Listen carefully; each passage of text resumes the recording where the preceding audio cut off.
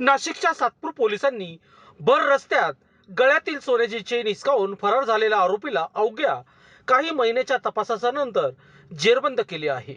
या कारवाईत तब्बल 14,30,000 रुपये किमतीचे 105 ग्रॅम सोन्याचे दागिने हस्तगत करण्यात आले आहे।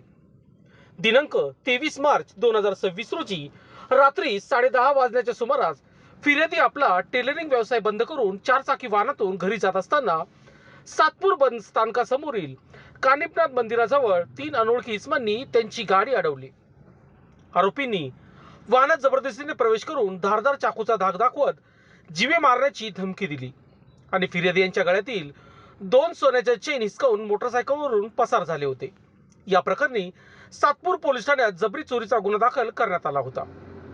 गुन्ह्याचे गांभीर्य लक्षात घेऊन संदीप कर्णिक यांच्या मार्गदर्शनाखाली तसेच किशोर काळे आणि सचिन बारी यांच्या सूचनेनुसार सातपूर पोलिसांनी आरोपीचा शोध सुरू केला।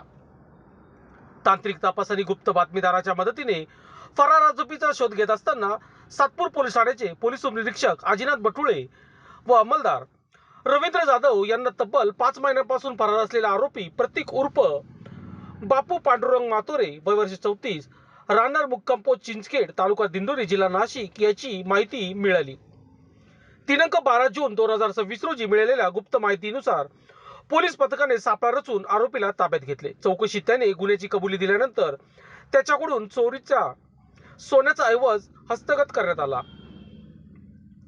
सदरची कारवाई सातपूर पोलीस ठाण्याचे वरिष्ठ पोलीस निरीक्षक प्रकाश अहिरे यांच्या मार्गदर्शनाखाली पोलीस उपनिरीक्षक अजिनाथ बटुळे, सहाय्यक पोलीस निरीक्षक अनिल आहेर, पोलीस हवालदार तुषार देसले, पोलीस अंमलदार रवींद्र जाधव, पारस देशमुख, संजय दराडे यांनी उत्कृष्टरित्या ही कामगिरी बजावली आहे। सातपूर पोलिसांच्या या कारवाईमुळे शहरातील मालमत्ता चोरी करणाऱ्या टोळ्यांना मोठा धक्का बसला आहे। लोकशाही न्यूज साठी बंटी आडाव, सातपूर।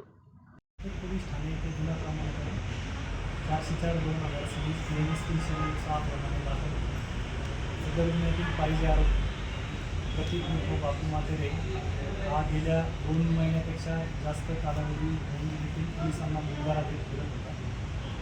आज रोजी तो हेडून गार्डन परिसरात येणार आहे अशी योग्य बातमीदारामार्फत माहिती मिळाल्याने सातपूर पोलीस ठाण्याच्या गुन्हे शोध पथकाने सदर बातमीच्या आधारे सापळा रचून त्यास अटक केलेली आहे। सदरची कारवाई माननीय पोलीस आयुक्त संदीप कर्णिक, माननीय पोलीस आयुक्त माननीय सहाय्यक पोलीस आयुक्त सचिन बारी, माननीय वरिष्ठ पोलीस निरीक्षक प्रकाश अहिरे यांच्या मार्गदर्शनाखाली सातपूर पोलीस ठाण्याच्या गुन्हेला अटक करण्यात आलेली आहे। उद्या रिमांडने कोर्टात